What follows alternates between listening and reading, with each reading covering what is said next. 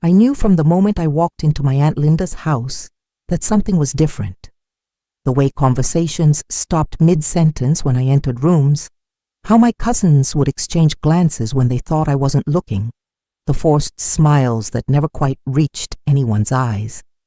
It was Thanksgiving 2023, and our extended family had gathered at Linda's sprawling suburban home in Connecticut like we did every year. But this time, there was an undercurrent of tension that made my skin crawl. My name is Jessica, and I've always been the outsider in my family. Not because I chose to be, but because circumstances and jealousy had painted me as the black sheep long before I was old enough to understand why. Growing up, my parents worked multiple jobs to make ends meet, while my aunts and uncles lived comfortably in their middle-class bubbles. When I excelled in school and earned a full scholarship to Northwestern University, studying business and communications, some family members seemed more resentful than proud. The resentment only grew when I landed a great job at a marketing firm in Chicago after graduation. I was making good money, living in a nice apartment, and finally able to afford things I'd always dreamed of. But instead of celebrating my success, certain family members acted like I'd somehow cheated the system or didn't deserve what I'd earned through years of hard work and sacrifice. My cousin Derek was the worst of them all. He was Linda's oldest son, 28 years old, and still living in his childhood bedroom despite having graduated college 5 years earlier. He bounced between part-time jobs and spent most of his time playing video games or complaining about how unfair life was. Derek had always resented my academic success, but his jealousy reached new heights when I started doing well professionally. At family gatherings, Derek would make snide comments about my job, suggesting that I'd only gotten hired because of diversity quotas or that I was probably sleeping with my boss. He'd mock my clothes, saying I was trying too hard to look successful, or comment on my car, implying that I was showing off. His mother, Aunt Linda, would laugh along with his jokes, and other family members would either join in or stay silent, which felt just as bad. The irony was that Derek had been asking me for money for months leading up to that Thanksgiving. He'd text me sob stories about being behind on his credit card payments or needing cash for job interview clothes. Against my better judgment, I'd helped him out a few times, sending him money through Venmo with the understanding that he'd pay me back when he could. Of course, he never did, and he'd get defensive whenever I brought it up. I'd driven up from Chicago that Wednesday evening, my trunk loaded with expensive gifts for the family. I'd bought my aunt a beautiful cashmere scarf, thoughtful presents for my younger cousins, and even picked up a bottle of top-shelf whiskey for my uncle. I was trying to show them that my success hadn't changed who I was, that I still cared about family despite how they treated me. But from the moment I arrived, I could feel the hostile energy. My cousin Amanda, Derek's younger sister, barely acknowledged my greeting. My Uncle Bob gave me a stiff hug and immediately walked away. Even my grandmother, who usually doted on me, seemed distant and cold. Something had happened before I got there, some conversation or decision that had turned the entire family against me. I tried to push through the awkwardness during dinner preparation. I helped in the kitchen, made conversation with the younger kids, and did my best to be the cheerful family member I'd always tried to be. But the tension was suffocating. Every joke fell flat. Every attempt at normal conversation felt forced, and I could see people whispering in corners when they thought I wasn't paying attention. The bomb dropped during dessert. We were all sitting around Linda's dining room table, picking at pumpkin pie and trying to make small talk, when Derek suddenly stood up. His face was flushed, and I could tell he'd been drinking more than usual throughout the day. He pointed directly at me, his fingers shaking with what I initially thought was alcohol, but quickly realized was anger. Derek's voice cracked as he spoke, but his words were clear enough for everyone to hear. He accused me of stealing $500 from his room during my last visit to the house 3 months earlier. He said he'd left the money on his dresser, cash he'd been saving for a security deposit on an apartment, and it had disappeared after I'd used his bathroom during a family barbecue. The silence that followed was deafening. Every person at that table turned to look at me, and I could see the judgment in their eyes. Some looked shocked, others looked vindicated, as if this accusation confirmed suspicions they'd been harboring about me for years. My Aunt Linda nodded along with Derek's story, adding details about how she'd noticed the money was missing and how they'd been trying to figure out who could have taken it. My heart was pounding so hard I thought everyone could hear it. The accusation was completely false, absurd even, but I could see that some family members were already believing it. The idea that Jessica, the successful cousin who'd risen above her circumstances, had stolen money from poor Derek, who was struggling to get his life together, fit perfectly into their narrative of resentment. I tried to defend myself, my voice shaking with a combination of shock and anger. I told them I'd never been in Derek's room during that barbecue, that I'd only used the downstairs bathroom, and that the accusation was completely insane. But Derek was ready for my denial. He'd clearly planned this moment, rehearsed what he was going to say, and he had answers for every point I made. He claimed that the downstairs bathroom had been occupied, forcing me to go upstairs. He said he'd seen me coming down from the second floor, looking suspicious and avoiding eye contact. He even had his sister Amanda back up parts of his story, though I could tell she was uncomfortable lying for him. The web of deception was elaborate enough that it almost sounded believable. But what hurt most wasn't the false accusation itself. It was watching family members I'd known and loved my entire life turn against me without hesitation. My Uncle Bob, who'd bounced me on his knee when I was little, shook his head in disappointment. My cousin Sarah, who I'd helped with her college application essays, couldn't even look at me. Even my grandmother, who'd always been my biggest supporter, seemed to be considering the possibility that I was capable of theft.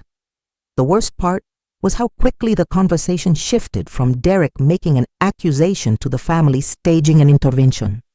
Suddenly, everyone had something to say about my behavior, my attitude, my apparent sense of entitlement. Aunt Linda talked about how I'd become arrogant since getting my job, how I acted like I was better than everyone else. Uncle Bob mentioned how I'd been flashing money around, buying expensive gifts, and driving a nice car like I was showing off. They painted a picture of me as someone who'd forgotten where I came from, who'd become greedy and materialistic, who thought I was entitled to take whatever I wanted. The narrative was so far from reality that I almost laughed, but the seriousness of their accusations kept the humor at bay. They weren't just accusing me of stealing money, they were accusing me of stealing it because they believed I'd become the kind of person who would do such a thing. I sat there listening to character assassination, disguised as concern, for 20 minutes before I couldn't take it anymore. My hands were shaking, my throat was tight, and I felt like I was going to be sick. These people had known me since birth, had watched me struggle and work and sacrifice to build a better life, and they were throwing it all away because of Derek's lie and their own jealousy. I stood up from the table, my chair scraping loudly against the hardwood floor, and told them I needed some air. I walked outside to my car, not because I was planning to leave, but because I needed space to think clearly. My phone was buzzing with texts from my mom, who'd heard about the accusation from Linda and was asking if I was okay. I realized that Derek's lie was already spreading beyond the people at that dinner table. As I sat in my car, trying to process what had just happened, I remembered something that Derek had clearly forgotten. 3 months earlier, during that same barbecue where he claimed I'd stolen his money, I'd been dealing with a work crisis that required me to take several important phone calls. The calls contained sensitive client information, so I'd asked Linda if there was somewhere private I could talk without interrupting the party. Linda had suggested I use her home office, which was just off the main hallway on the first floor. I'd spent nearly an hour in that room taking calls and sending emails, and I'd never gone upstairs at all. But more importantly, Linda's home office had something that Derek had apparently forgotten about: a comprehensive security camera system that my uncle had installed 2 years earlier after a break-in in their neighborhood. Bob was proud of his security setup and had shown it off to the family when he first installed it. The system included cameras in every major room of the house, motion sensors, and a digital recording system that saved footage for 6 months. He demonstrated how he could check the feeds from his phone and review recordings of any suspicious activity. At the time, I thought it was overkill for a suburban Connecticut home, but now I realized it might be my salvation. The cameras would show exactly where I'd been during that barbecue. They'd prove that I'd never gone upstairs, never been in Derek's room, and never had the opportunity to steal his money. More than that, they might show who actually had been in his room that day, assuming the money had been stolen at all, and Derek wasn't just lying about having it in the first place. I walked back into the house with renewed confidence.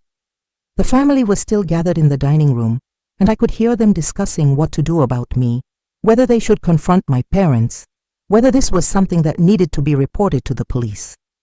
Their voices carried the tone of people who'd already decided I was guilty and were now figuring out how to handle the aftermath. I interrupted their conversation by walking back into the room and asking Bob about his security cameras.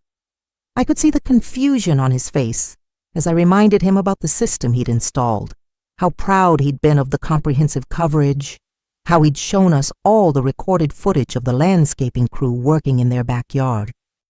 I suggested that we review the recordings from the day Derek claimed I'd stolen his money. The change in the room's atmosphere was immediate and dramatic. Derek's face went white, and I watched him exchange panicked glances with his mother. Other family members looked intrigued by the possibility of actual evidence, while some seemed uncomfortable with the idea of reviewing surveillance footage of a family gathering. But I pushed forward, insisting that the cameras would prove my innocence and end this ridiculous accusation once and for all. Bob seemed torn between his desire to support his nephew and his curiosity about what the footage might show. He tried to deflect, saying the recordings were probably already deleted, or that the cameras might not have captured the relevant areas. But I'd remembered his earlier demonstrations too well. I knew the system saved footage for 6 months, and I knew there were cameras covering the main hallway and staircase where Derek claimed to have seen me. Under pressure from other family members who were now curious about the footage, Bob reluctantly agreed to check the recordings.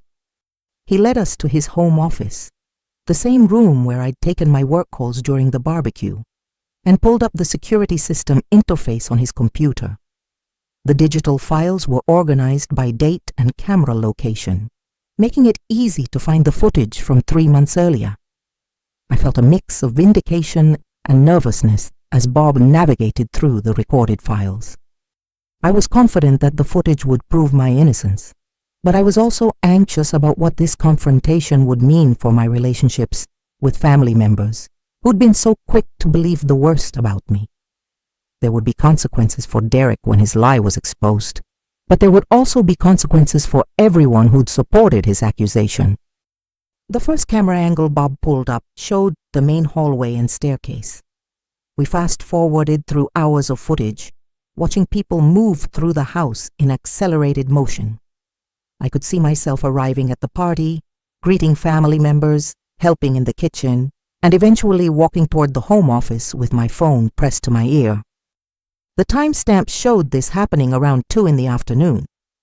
For the next hour of footage, I never appeared in the hallway again. I was clearly in the office the entire time, exactly as I'd remembered. There was no evidence of me going upstairs, no suspicious behavior, no opportunity for theft. The cameras had captured everything, and they painted a picture that completely contradicted Derek's accusation. But the real revelation came when we switched to the camera that covered Derek's bedroom. Bob had installed it in the hallway outside the room, angled to capture anyone entering or leaving. As we reviewed the footage, we could see Derek himself going in and out of his room multiple times throughout the day. But more importantly, we could see him removing a stack of money from his dresser around 4 in the afternoon and stuffing it into his wallet. The footage showed Derek taking his own money, the same money he'd later claim I'd stolen. There was no theft, no missing cash, no crime at all. Derek had removed the money himself and then forgotten about it. Or more likely, he'd remembered exactly what happened, but decided to use the opportunity to cause problems for me anyway. But the footage revealed something even more disturbing. At around 5 in the afternoon, we could see Derek talking to his mother in the hallway outside his room. Their body language suggested an intense conversation, and while we couldn't hear audio, their gestures made it clear they were discussing something serious. I realized we were watching Derek tell his mother about his plan to accuse me of theft, and Linda agreeing to support his lie. The room fell silent as the implications of the footage sank in. Derek hadn't just made a false accusation in a moment of drunken anger. He'd planned this attack on my character with his mother's help. They'd conspired to frame me for a crime that never happened, using the family's existing resentment toward my success as a weapon to destroy my reputation. I looked around the room at the faces of family members who'd been so quick to believe Derek's story. Some looked ashamed, others looked confused, and a few looked angry about being manipulated. But Derek and Linda just looked cornered, like animals who'd been caught in a trap of their own making. The evidence was undeniable, recorded in high definition and time-stamped for verification. Derek tried to salvage the situation by claiming he'd been mistaken, that he'd forgotten taking the money himself, that it had been an honest mistake blown out of proportion. But the footage of his conversation with Linda made it clear this had been intentional deception, not a simple misunderstanding. Linda attempted to support his revised story, but her earlier enthusiasm for the theft accusation had already revealed her complicity. The aftermath was swift and brutal. Uncle Bob was furious that his wife and son had used his security system as evidence in their false accusation, only to be proven wrong by the same technology. Other family members who'd supported Derek's story were embarrassed and angry about being manipulated into attacking me. The few relatives who'd remained neutral during the initial accusation now felt vindicated in their skepticism. But what happened next surprised everyone, including me. Instead of apologizing for their false accusation, Derek and Linda doubled down on their resentment. Linda accused me of somehow manipulating the footage or claimed that the theft might have happened on a different day. Derek suggested that even if he'd been wrong about this specific incident, my defensive reaction proved I was hiding something else. Their desperate attempts to maintain their narrative only made things worse. Other family members who might have been willing to forgive a misunderstanding were appalled by their refusal to acknowledge the truth, even when confronted with video evidence. The hole they dug for themselves just kept getting deeper with every word they spoke. My cousin Amanda, who'd reluctantly supported Derek's story earlier, was mortified when she realized how she'd been used. She pulled me aside later that evening to apologize for lying about seeing me upstairs, explaining that Derek had pressured her to back up his story by claiming he had other evidence that proved I was guilty. She trusted her brother and agreed to support what she thought was the truth, only to discover she'd been manipulated into participating in a deliberate deception. The confrontation split the family gathering into distinct camps. Some relatives were furious with Derek and Linda for their false accusation and continued denial of the evidence. Others were angry with me for insisting on reviewing the footage and exposing the lie, as if maintaining family harmony was more important than establishing the truth. A few family members tried to play peacekeeper, suggesting we all just move past the incident and pretend it had never happened. But I wasn't willing to pretend anymore. This accusation had revealed something important about how certain family members really felt about me, and I couldn't just ignore that revelation for the sake of keeping peace. The footage had proven my innocence, but it had also exposed the depth of resentment and jealousy that some relatives harbored toward my success. I spent the rest of that Thanksgiving weekend processing what had happened and deciding how to move forward.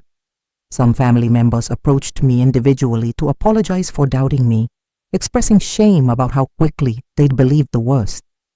My grandmother was particularly devastated, explaining that she'd been confused by the accusation because it seemed so unlike me, but she'd been afraid to speak up against the consensus.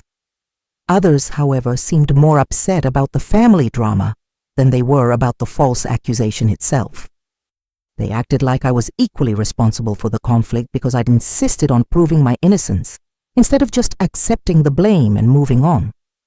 This attitude was almost as hurtful as the original accusation, suggesting that maintaining family unity was more important than defending my character and reputation.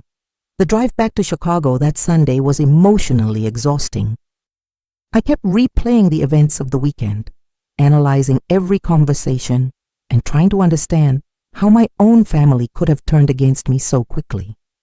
The security footage had saved me from being branded a thief, but it couldn't undo the knowledge that people I'd loved and trusted were willing to believe the worst about me without evidence. Over the following weeks, the family fallout continued through phone calls, text messages, and social media drama. Some relatives reached out to apologize and rebuild our relationships, while others maintained that I'd overreacted by insisting on reviewing the footage. Derek and Linda became increasingly isolated as more family members learned the full truth about their false accusation and deliberate deception.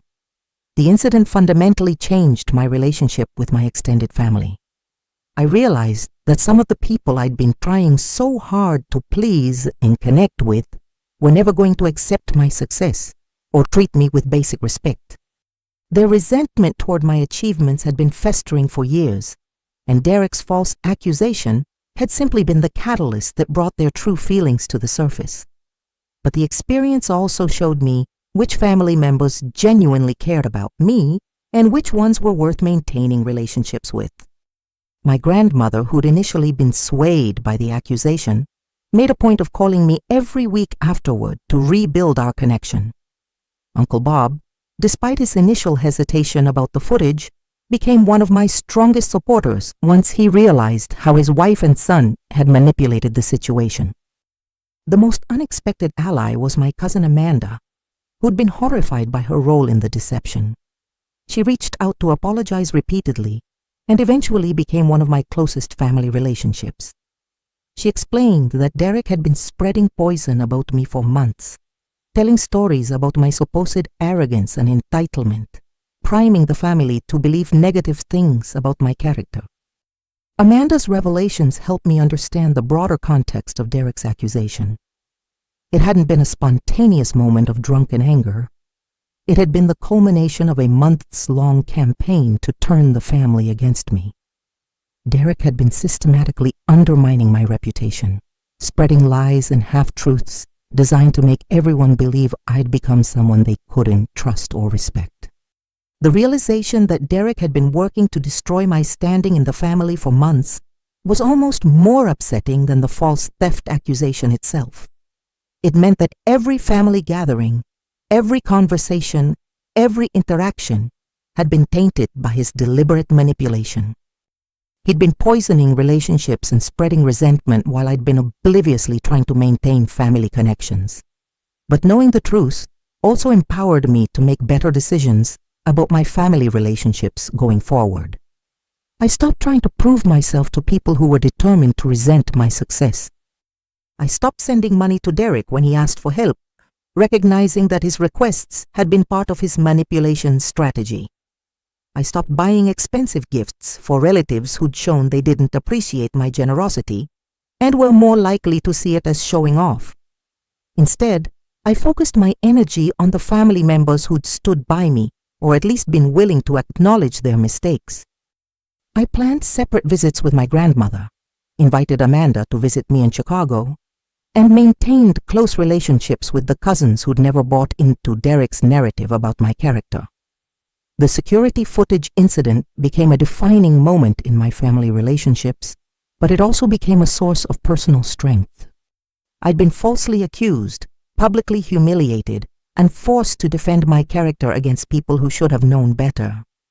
But I'd also proven my innocence exposed the truth about my accusers, and learned valuable lessons about which relationships were worth preserving. In the months that followed, I heard through family gossip that Derek had continued struggling with employment and housing, eventually moving back in with his parents permanently. Linda had become somewhat of a pariah at family gatherings, with other relatives treating her with suspicion after learning about her role in the false accusation. The consequences of their deception had extended far beyond their relationship with me.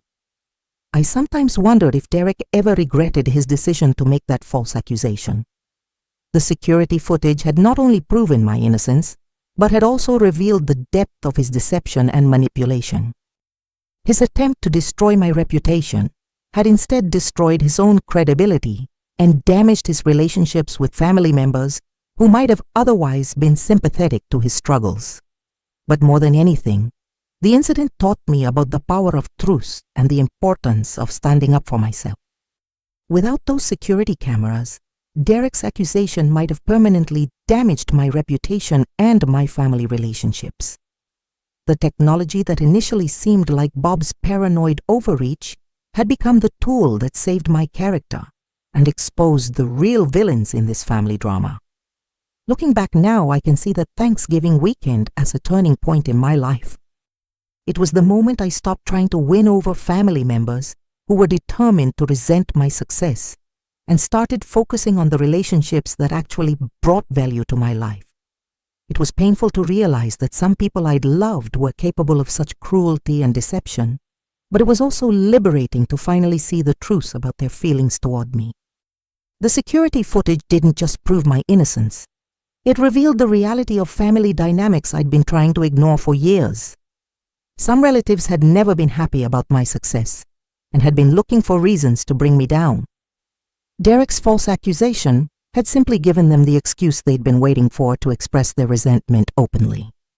But the experience also showed me that I had allies within the family, people who cared about truth and fairness more than maintaining false peace. Building stronger relationships with those individuals while distancing myself from the toxic influences became my new approach to family dynamics.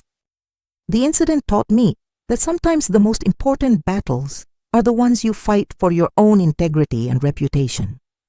Standing up to Derek's false accusation and insisting on reviewing the security footage had been uncomfortable and had caused family drama, but it had also established important truths about my character and about the people around me. Today, I have a much smaller but much stronger network of family relationships. I no longer attend every family gathering or try to maintain connections with relatives who've shown they don't respect or value me. Instead, I invest my time and emotional energy in the relationships that are built on mutual respect, genuine affection, and shared values. The security cameras that exposed Derek's lie also exposed the truth about my family's dynamics. Some people had been waiting for an opportunity to tear me down, while others had been willing to support me once they knew the facts. Learning to distinguish between these two groups and adjust my relationships accordingly was one of the most valuable lessons I learned from that terrible Thanksgiving weekend. The footage didn't just clear my name, it changed my entire perspective on family loyalty and the obligations I felt toward people who didn't have my best interests at heart. I learned that sometimes the most loving thing you can do for yourself is to step away from relationships that consistently bring pain and drama into your life. In the end, Derek's false accusation and the security footage that disproved it became a blessing in disguise. It forced me to confront uncomfortable truths about my family relationships and gave me the clarity I needed to build a healthier, more authentic life surrounded by people who genuinely care about my well-being and success.